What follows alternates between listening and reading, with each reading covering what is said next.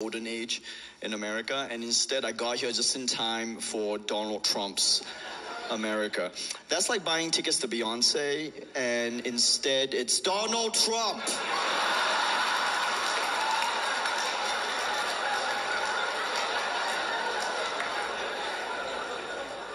And you're expecting all the single ladies. But instead it's the same hand grabbing people by the pussy.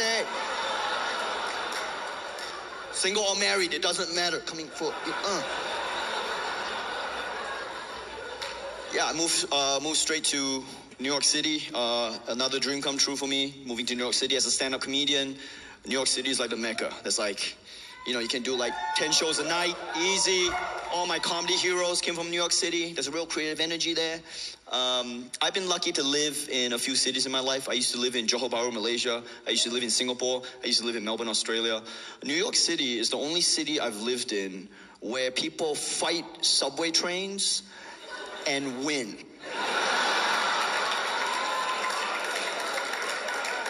Like any other city on the planet, when the train doors start to close, that means that train is departed. Okay, you're supposed to shut up and wait patiently for the next train. Oh, not New York. In New York, if you can slip a piece of paper in between those doors, 1 millimeter of space, that's all you need. You got a fighting chance. People take it for granted now, strolling up to closing train doors in New York, just uppercutting them in that black rubber part, like that's the personal open button for every commuter on the train. Just bam, this train ain't leaving till I get on board. Where's my ticket? Right here, buddy. My first week in New York, I was on this crowded subway train, and it was packed all the way to the doors, right? I'm on the train, and it's packed all the way to the doors, and the doors start closing in front of me. And as the doors start closing, this guy like walks up to the closing train doors and just jams his fingers.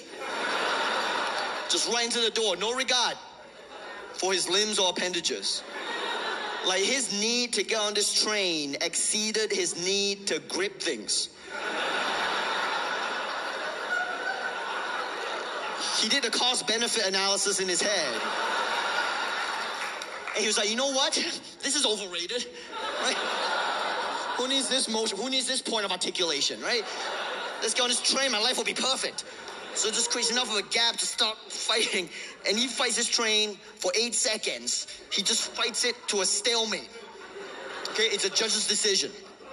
He can't move, the train can't move, no one can move. And after 8 seconds, he gets like tired. He starts gassing out. So he uses his head to jam up the door. Like a doorstop. As he readjusts his grip, right? He starts chalking up his hands for round 2. And I'm standing there just facing the top of his oily scalp. Just thinking, yo man, just let it go, all right? I'm new in town, I'm not sure if I'm supposed to help you or if we're both gonna get arrested. Okay, I don't know the social etiquette in this situation. All I know is there's a train in 3 minutes. It's the ACE line in Manhattan, all right? If you let this go, we will all get to where we need to go to quicker. But he's like, nope, this is the one, man. This is the last train ever. And he fought the train for like 4 more seconds. And he won. He won. The train tapped out. I was like, oh, all right, gotta respect your ground game. And just full mount omoplatas out of control. Anyone else want to run in here at the last minute? It's not even scheduled to keep or anything. And that's the problem with America, right there. Too many civil liberties. There's too much freedom here. You guys took your Bill of Rights and just ran with it. That shit would never fly in Malaysia. Where I'm from, in Malaysia, you stick your hand in the door's closed, you get dragged for like a mile. Right? You get brought to your knees by the system. As the train runs over you, it starts going after your family, right? You start like bleeding out on the tracks. The door's open, we all walk over your dead corpse. Yeah, that's what you get, you dumb fuck. Not in America. In America, one man can stop the entire train line. Because everyone can make a difference.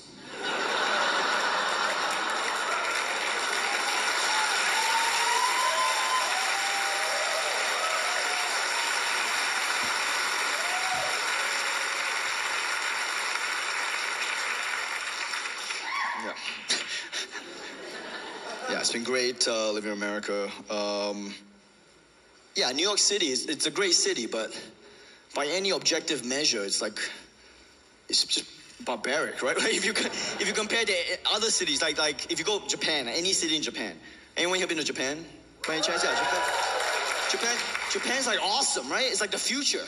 If you go to Japan, everyone's so polite and friendly, very courteous, very conscientious society in general, right? Practical application of advanced technology in Japan. They have toilets in Japan that can wash your asshole. Did you know that? I bring news from the Orient. In Japan, they have toilets that can wash your asshole clean. And they've had this now for decades. This isn't best of 2015 on BuzzFeed, okay? This is mastered and implemented in the 70s. Everyone has one. It's by default they have it, right? Restaurants, homes, hotels, everyone has one. And it works. I was skeptical too. First time I saw one, I was like, there's no way this thing works. It's a fucking gimmick. Oh, how wrong I was. Hot, jet stream of water. On target every time. How is it on target every time? Never has an off day. It's like Steph Curry from the free throw line, just automatic. On target every time. How? It's like every toilet in Japan has like a camera and a guy aiming it in the back.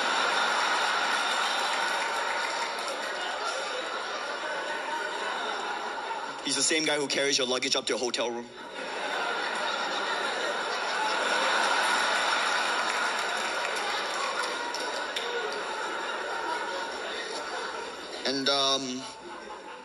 And people in the West don't really know this, but Chinese people and Japanese people have like beef stretching from World War II. Because in World War II, Japan did tons of war atrocities to Chinese people, rape, torture, human experimentation, the whole 9 yards. China, all the way down Southeast Asia, Thailand, Malaysia, Singapore, Philippines, Vietnam, Indonesia. And people in the West don't really know this because there's no Schindler's List for Chinese people, okay? No one made a dope black and white movie about it in the West, so it's not common knowledge. If you didn't know it, I'm not calling you out. If you didn't know that, okay, why would you know that? That's not your story. It happened on the other side of the planet, okay? Why would you know that? I'm not calling you out. If you didn't know it, I'm just letting you know it happened. Okay, if you grew up in Singapore like I did, they never let you forget it. In Singapore, it's never forget. They did that. Never forget. They did that shit. Every year, a new documentary, drama, series detailing the atrocities that happened during the Japanese occupation of Southeast Asia. Never forget, they did that. And if you grew up in Singapore and Malaysia with that swirling around your head, right? And you go visit Japan for the first time, right? With a lifetime of that stuff still in your head. And you're in Japan and everyone's like super polite and friendly. And there's like Sailor Moon, right? And there's toilets that wash your ass. You can't help but wonder, how did these guys go from rape, torture, and human experimentation to Pokemon? In one generation. So I'm just saying, if we give ISIS a couple decades, maybe they'll cure cancer, okay? You don't know. You don't know what the future holds. Might be judging them by a very harsh period of the history right now. Okay, mixed reaction to that, that's fair enough. But you know what? It's a comedy show, not TikTok, okay? Calm the fuck down. Everyone's asshole clenched up so tight, Japanese toilet couldn't wash it. Yeah, I moved to America in September 2015, and I thought I got here just in time for that last bit of Obama's America. Like, I thought I snuck in here for that last lap of Obama's presidency and like this new golden age in America. And instead, I got here just in time for Donald Trump's America. That's like buying tickets to Beyonce, and instead it's Donald Trump.